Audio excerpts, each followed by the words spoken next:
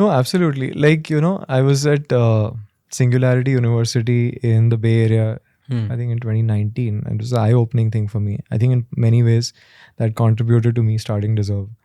There was this, we were a bunch of like 50, 60 folks. And there was this futurism class, okay? And there was no reading material, nothing given in advance. So we didn't know what we were going in for. The professor walked in.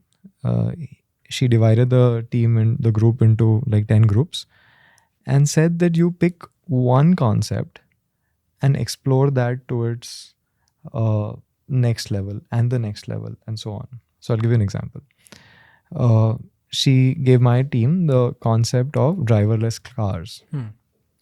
Right now, what does driverless cars mean? Driverless cars, one way of thinking about them is that you won't need to drive anymore.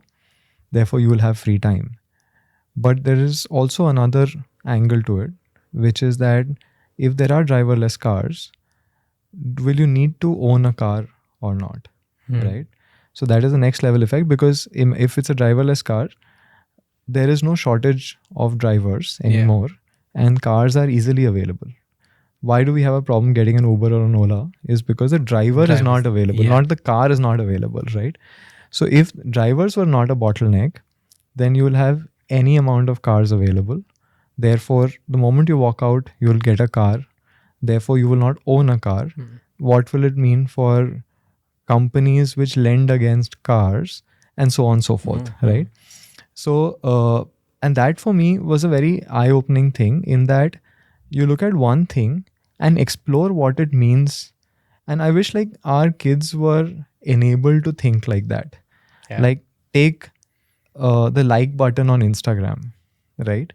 And then what? Like, so what will happen if the designer who introduced a like button, he was asked, okay, so what will happen? So people will chase likes. So what will happen? So people will spend more time on Instagram. So what will happen? They will try and look better on Instagram, and so on and so forth, right? Imagine the implication of that one feature, which was a like button.